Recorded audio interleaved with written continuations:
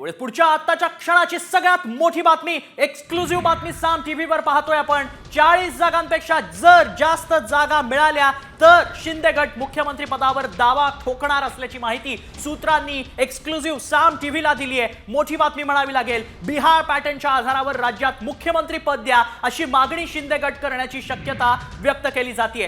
तसंच शिंदे गटाचे आमदार राज्याबाहेर सुरक्षित करण्याची तयारी देखील सुरू असल्याची माहिती सूत्रांकडून मिळते। आत्ताच्या क्षणाची सगळ्यात एक्सक्लुझिव्ह बातमी फक्त साम टीव्हीवर आपण पाहतोय। साम टीव्ही गेल्या 150 तासापासून याच निकाला संदर्भातलं निवडणुकी संदर्भातलं एक्सक्लुझिव्ह कव्हरेज करते। त्यातलीच सगळ्यात मोठी बातमी सगळ्यात आधी साम टीव्हीवर आपण पाहतोय। थेट जाऊयात, आमचे प्रतिनिधी गणेश कवडे सध्या आपल्याला अधिक माहिती देतात। गणेश, एक्सक्लुझिव्ह माहिती साम टीव्हीला मिळाली आहे। शिंदे गटाला जर 40 पेक्षा अधिक जागा मिळाल्या तर मुख्यमंत्री हा शिंदेंचाच होणार, किंबहुना शिंदेच मुख्यमंत्री पुन्हा होणार अशी तयारी केली जाते। काय अधिक तपशील?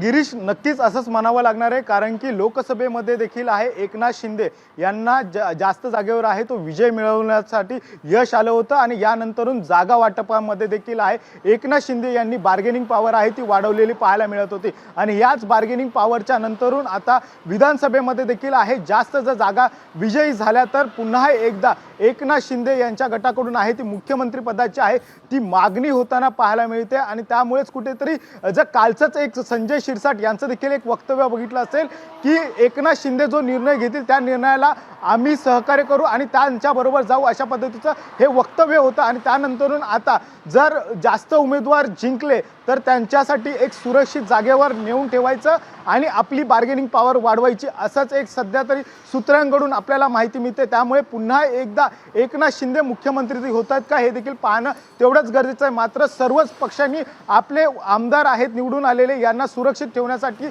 उपाययोजना केलेल्या पाहायला मिळतात। त्याचबरोबर बंडखोर आणि अपक्ष जे निवडून येतील यांची देखील आहे ती त्यांच्याशी संपर्क लवकरात लवकर कशा पद्धतीने करता येईल आणि त्यांना कसं लवकरात लवकर आपल्या गटामध्ये सहभागी करून घेता येईल यासाठी देखील आहे ते एक वेगळे प्रयत्न आहे ते केले जात आहेत आणि ह्या प्रयत्नासाठी वेगळी टीम देखील आहे ती तयार करण्यात आलेली आहे।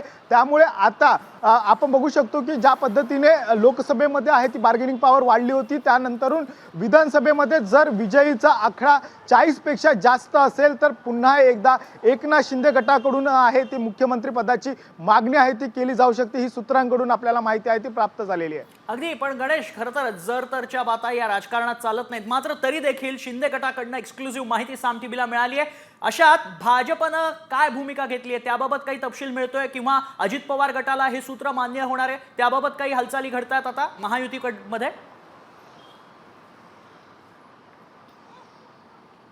नक्कीच भाजपच्या देखील एक प्रमुख नेत्यांची आज महत्त्वाची बैठक आहे ती सागर बंगल्यावर आहे ती झालेली पाहायला मिळते। त्यामध्ये प्रामुख्याने जे प्रभारी होते भूपेंद्र यादव आणि अश्नवी वैष्णव यांच्या नेतृत्वात खरं तर महाराष्ट्राची निवडणूक आहे ती पूर्ण झालेली पाहायला मिळाली होती। त्यानंतर आज भूपेंद्र यादव असतील, प्रदेश अध्यक्ष चंद्रशेखर बावनकुळे असतील, गिरीश महाजन असतील, प्रवीण दरेकर या सगळ्या महत्त्वाच्या नेत्यांबरोबर आहे ही प्रामुख्याने एक बैठक आहे ती पार पडलेली आहे। कारण की भाजपनं देखील आहे की आशा आहे की जास्त जागा आमच्या निवडून आल्यानंतर भाजपचे मुख्यमंत्री व्हावेत आणि त्यामुळे कुठेतरी आता मुख्यमंत्री पदावरून आहे ती रस्सीखेच होऊ शकते। मात्र एकनाथ शिंदे गटाची जर जास्त जागा निवडून आल्या तर पुन्हा एकदा एकनाथ शिंदेच आहेत ती आपली बार्गेनिंग पॉवर वाढवून मुख्यमंत्री पद आहे ते मागू शकतात। मात्र अजित पवार गट देखील आहे, अजित पवारांच्या गटाकडून देखील वारंवार मुख्यमंत्री पदाची मागणी आहे ती होताना पाहायला मिळत होती। मात्र त्यावरती खरं तर सगळी गणितं अवलंबून असणार आहेत। मात्र